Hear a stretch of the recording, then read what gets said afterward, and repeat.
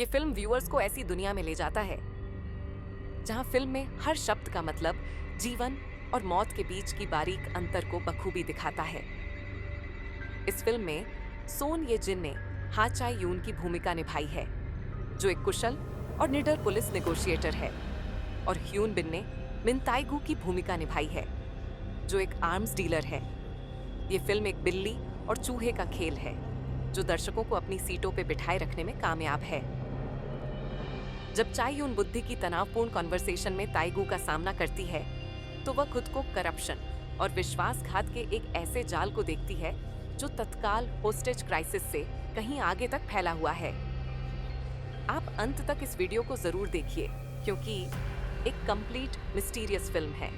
Film की शुरुआत में एक लड़की, जो कि एक पुलिस नेगोशिएटर जिसका नाम हा चाई यून है, एक वैन में जाती है जहां उसकी टीम एक होस्टेज क्राइसिस को हैंडल कर रही है।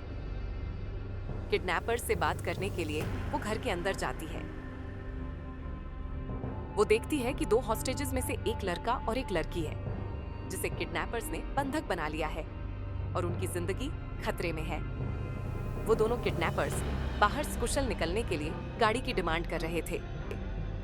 वो बहुत ही सॉफ्टली और सूझबूझ से किडनैपर्स को समझा ही रही थी। तभी एक गोली किडनैपर्स को आकर लगती है। वो लोग पैनिक हो जाते हैं और अपनी जान बचाने के लिए दोनों होस्ट गेस्ट को मार देते हैं। ये देखकर हा चाई यून शॉक्ड हो जाती है और उसे ऐसा लगता है कि शायद उसकी वजह से दोनों हॉस्टेजेस की जान गई है, और वो रेजिग्नेशन देने का मन बना लेती है। वो रेजिग्नेशन लेटर के साथ अपने सीनियर के केबिन में जाती है, लेकिन उसके रेजिग्नेशन को एक्सेप्ट नहीं किया जाता है। किसी दूसरे सीन में बैंकॉक में एक रिपोर्टर को मिन ताई-गू, जिसे ह्यून बिन ने प्ले किया है, उसके द्वारा किडनैप कर लिया जाता है।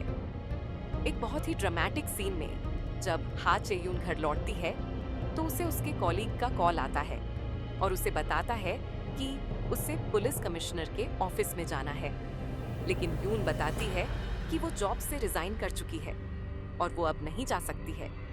लेकिन उसका सहयोगी उसे बताता है कि उसका रेजिग्नेशन अब भी एक्सेप्ट नहीं हुआ है, उसे कमिश्नर ऑफिस चलना पड़ेगा। जैसे ही वो दोनों एक बिल्डिंग में पहुंचते हैं, उन्हें लगता है ये एक नई जगह है। वो कुछ पूछने की कोशिश करती है कि उन्हें यहाँ क्यों बुलाया गया है, लेकिन उसके किसी भी बात का जवाब दिए बिना उसे एक कॉल पे बिठा दिया जाता है। जैसे ही वीडियो कनेक्ट होता है, दूसरी तरफ से एक वाइट शर्ट में वो लड़का, जिसका नाम मिन ताई-गू है, उससे बात करता है। आगे इस लड़के के बारे में जबरदस्त रहस्य पता चलता है। वो लड़का उससे अजीब बातें करता है और उससे साइज के बारे में पूछता है।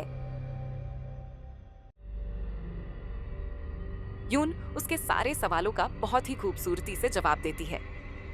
वो लड़का, जिसका नाम मिन ताई-गू है, वो यून से वादा लेता है कि उसके साथ झूठ नहीं बोला जाएगा और एक्सपेक्ट करता है कि उसे सब कुछ सच बताया जाएगा। यून भी इस पर सहमत होती है। तभी बात करते करते वीडियो में एक आदमी, जिसका सिर ढका हुआ था, मिन, उसके बारे में बताता है कि ये तुम्हारा सीनियर है। जब उसका चेहरा दिखता है तो यून शॉक्ड हो जाती है, क्योंकि ये वही सीनियर अफसर है जिन्होंने यून का रेजिग्नेशन रिजेक्ट कर दिया था। और उसी शाम वो थाईलैंड कुछ ऑफिशियल काम से निकल गए और रास्ते में ही उनका किडनैप कर लिया गया। इसके बाद यून वहां मौजूद ऑफिसर्स से इसके बारे में पूछती है और उसे पता चलता है कि मिन एक इंटरनेशनल ऑर्गेनाइज्ड क्राइम ग्रुप का लीडर है, जिसने साउथ एशिया में आर्म्स की स्मगलिंग समेत कई जघन्य क्राइम किए हैं। वो Seoul metropolitan police agency black list में टॉप पर है। उसने एक रिपोर्टर और एक पुलिस ऑफिसर को थाईलैंड में किडनैप कर लिया है। बातचीत में यह भी पता चलता है कि मीन ने धोखे से पुलिस अफसर को बातचीत करने के बहाने से थाईलैंड बुलाया, ताकि वो उसको किडनैप करके अपनी बात मनवा सके। इंक्वायरी में यह भी पता चलता है कि मिन अब ब्रिटिश नागरिक है और उसके पास ब्रिटिश पासपोर्ट है, और उसके साथ काम करने वाले लोग भी बाहर के हैं, जिनकी सिर्फ इंग्लिश अच्छी है। इसी बीच एयरफोर्स का स्पेशल फोर्स थाईलैंड में घुसपैठ करने के लिए आगे मूव कर रहा है, ताकि हॉस्टेजेस को छुड़ा सके।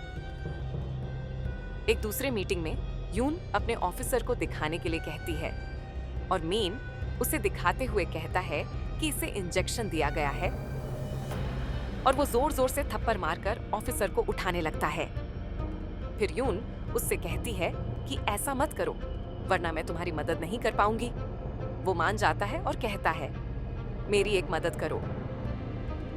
किडनैप्ड रिपोर्टर ली सांग मोक की कंपनी डेहान इल्बो के अध्यक्ष यू डोंग हुन को 1 घंटे के भीतर बुलाने का आदेश दिया।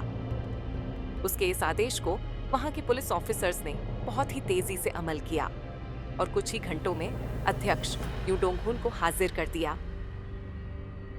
मिस्टर प्रेसिडेंट जिन कपड़ों में गोल्फ खेल रहे थे उसी कपड़े में उनको किडनैपर से बात करने के लिए कॉल पे बिठा दिया गया। लगभग 1 घंटे के बाद न्यूज़पेपर प्रेसिडेंट और मिन डॉस के बीच बातचीत शुरू होती है। मिन, रिपोर्टर ली संग मोंग जो कि किडनैप्ड हुआ है उसकी रिपोर्टिंग क्यों नहीं की? इस सवाल पर वहां खड़े ऑफिसर्स के इशारे पे वो बोलता है, रिपोर्टर ली सांगमोक की सुरक्षा पहले आती है, इसीलिए इसकी रिपोर्टिंग न्यूज़पेपर में नहीं की गई। फिर कुछ और सवाल पूछता है और अंत में उसे पता चल जाता है कि किडनैप्ड रिपोर्टर उसका एम्प्लॉय नहीं है। इससे वो बहुत गुस्से में आ जाता है और दूसरा किडनैप्ड सीनियर पुलिस अफसर को गोली मार देता है। अपने पुलिस अफसर को मरता देख के यून बहुत गुस्सा जाती है और उसे बहुत बुरा भला कहने लगती है।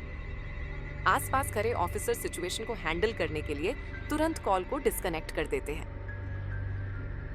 इधर दूसरे सीन में स्पेशल सिक्योरिटी फोर्सेस पानी के नीचे से टारगेट तक अपना ऑपरेशन शुरू कर देते हैं। सेंचर पुलिस ऑफिसर की हत्या के बाद यून बहुत गुस्से में होती है और वहां सीनियर ऑफिसर्स से पूछती है कि उसे क्यों नहीं बताया गया कि वो रिपोर्टर नहीं है। लेकिन उसे इस सवाल का जवाब नहीं मिला और बदले में उसे इस केस से हटा दिया जाता है। बाद में उसे अपने डिपार्टमेंट से पता चलता है कि वो रिपोर्टर नहीं बल्कि नेशनल इंटेलिजेंस सर्विस का एजेंट था जो इलीगल आर्म्स ट्रेड डीलिंग के बिजनेस की जानकारी लेने के लिए डिप्यूट किया गया था। इसी बीच यून अपने छोटी टीम की मदद से कुछ और इन्फॉर्मेशन कलेक्ट करती है जिसमें ये पता चलता है कि मिन पहले कुछ मिशनरीज के साथ था और ये कुछ कंट्रीज के साथ लड़ाई भी कर चुका है। उसके बाद ये आर्म्स डीलिंग में इन्वॉल्व हो गया और अचानक 5 साल पहले वो गायब हो गया। यून के जगह 2 एजेंट को बातचीत के लिए भेजा जाता है।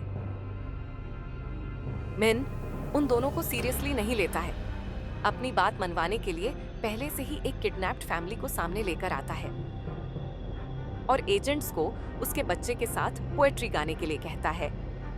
दोनों एजेंट्स बच्चे के साथ पोएट्री गाते हैं। ये सीन एक एजेंट्स की लाचारी को दिखाता है और यून को बातचीत करने के लिए भेजने के लिए कहता है वरना उस बच्चे की हत्या कर देगा। उधर स्पेशल फोर्सेस अपने ऑपरेशन के बहुत करीब पहुंच गए हैं। यून और मीन के बीच नेगोशिएशन स्टार्ट होती है जिसमें मिन उसे 9 इलेक्ट्रिक के चेयरमैन मिस्टर स्यू को बुलाने के लिए कहता है। यहाँ पर एक गहरा रहस्य पता चलता है। मिस्टर सू और मेन दोनों एक साथ आर्म्स डीलिंग में काम करते थे। कुछ समय के बाद मिन को ब्रिटिश सिटीजनशिप मिली तो अकेले ही मलाका एरिया में आर्म्स की डीलिंग करने लगा और उसको ब्रिटिश सिटीजनशिप मिस्टर सू के मदद से ही मिली थी।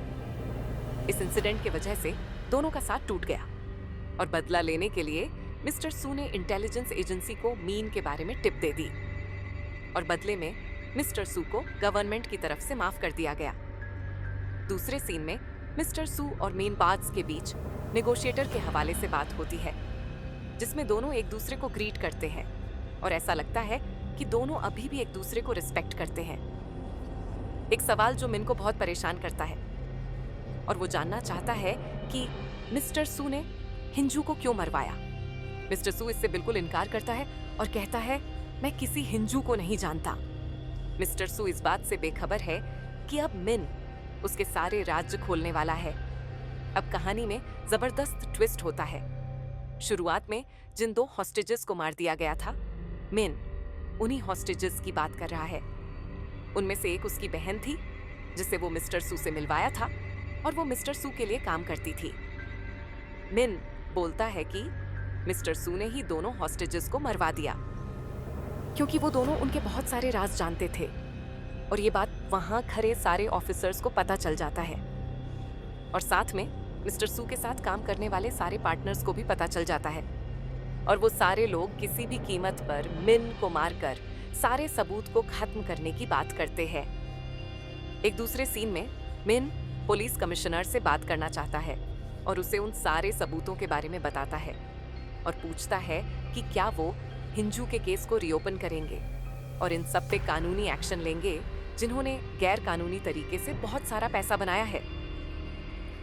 पुलिस कमिश्नर ये विश्वास दिलाता है कि वो इंक्वायरी करेंगे और एक्शन लेंगे। तभी ये पता चलता है कि सारी बातें थाईलैंड के सर्वर से इंटरनेट पे लाइव हो रही है। देखते देखते पूरी बात लोकल न्यूज के माध्यम से पूरी फैल गई है। ये देखकर कंट्रोल रूम में अफरा तफरी मच जाती है और इस लाइव स्ट्रीमिंग को रोकने की कोशिश की जाती है। पता चलता है कि ये लाइव स्ट्रीमिंग मिन की सोची समझी साजिश थी।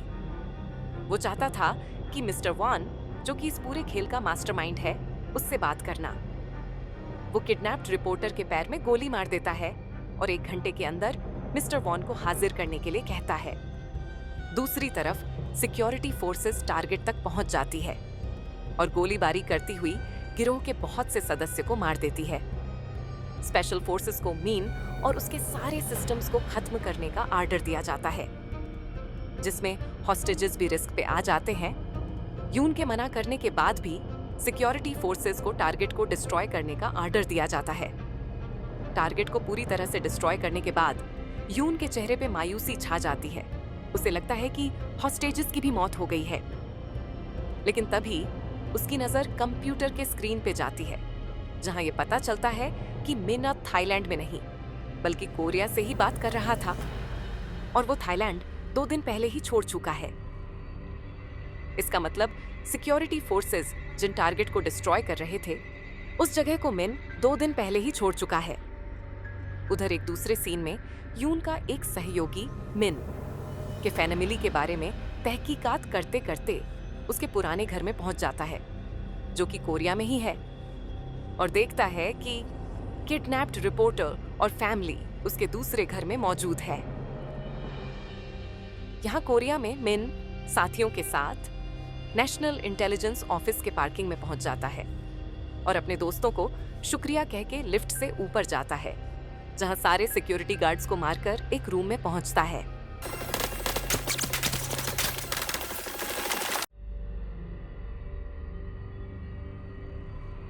मिन अपने बॉडी पे बम लगाए होता है, जिससे सारे लोग डर जाते हैं। वो सब मिन को देखकर शॉक्ड हो जाते हैं। इतने में यून भी पहुंच जाती है, मिन को समझाती है और कहती है, जिस सच को तुम बाहर लाना चाहते हो उस सच को मैं बाहर लाऊंगी। इन लोगों को कानून का सामना करना पड़ेगा। वो उसकी बात मानने लगता है।